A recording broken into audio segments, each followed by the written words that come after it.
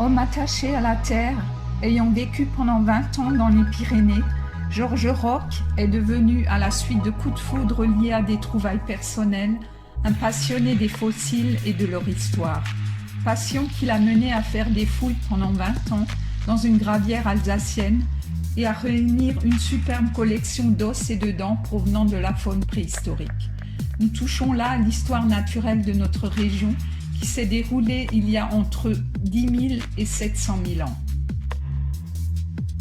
En 1935, naissance à Malakoff dans la région parisienne d'une mère aveyronnaise et d'un père ariégeois.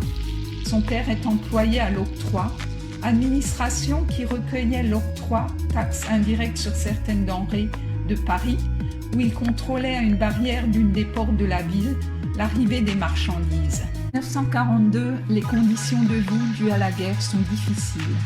Le jeune Georges, âgé de 7 ans, est envoyé chez son parrain au cœur de la haute vallée de la Barguilière, région de Foix dans l'Ariège, dans le Piémont pyrénéen. En 1943, suite à la suppression de l'octroi par le gouvernement, ses parents le rejoignent et deviennent agriculteurs. Georges Roch va rester 20 ans dans cette région et habiter avec sa famille un ancien moulin, le moulin du Sceau, dans la commune de Carigas. Il va travailler la terre tout en poursuivant ses études jusqu'à l'obtention du BEPS et ensuite en travaillant dans des entreprises artisanales. Il connaît la vie rude. Sa première trouvaille sous le four du moulin est une belle pierre polie néolithique, une pierre de foudre. Et c'est bien le cas de le dire, cette découverte est suivie par un véritable coup de foudre lors de la visite de la célèbre grotte du Mas d'Asile, située dans la région, en Basse-Ariège. Sortie organisée par son école. Il pénètre alors dans l'univers mystérieux et passionnant de la préhistoire pyrénéenne. Il a connu le Maroc en 1956 au cours de son service militaire.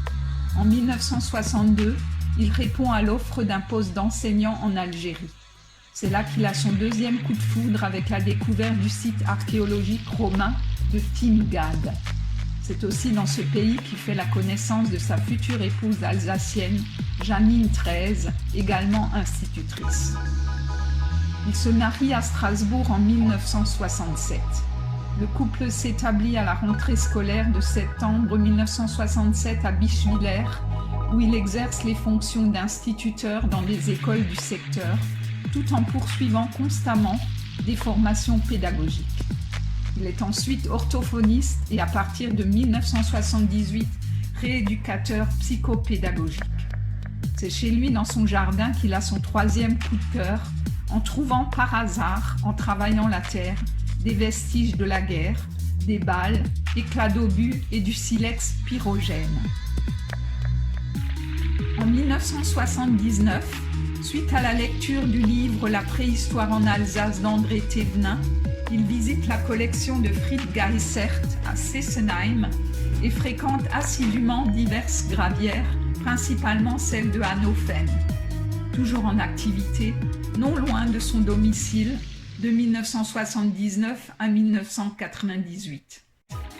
C'est là qu'il réunit une collection impressionnante de restes de gros mammifères préhistoriques qu'il stocke chez lui après avoir immédiatement enduit de colle blanche transparente, dents et défense.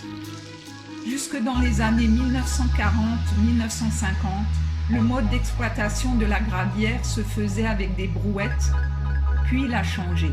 Des grosses machines déposaient des tas de gravier de 10 mètres de haut.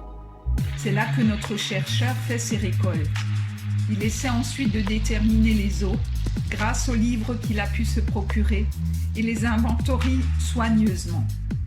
De l'étude des sciences humaines, il se lance dans celle des sciences de la Terre, particulièrement de celle de la paléontologie.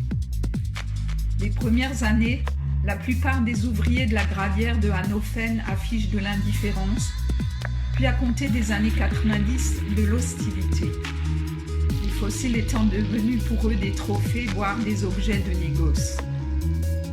Heurté par ces réactions, ainsi que par le peu d'intérêt des services archéologiques et des scientifiques du Bas-Rhin pour ses travaux, Georges Roch abandonne ses recherches, mais fera des visites à la gravière jusqu'en 2009.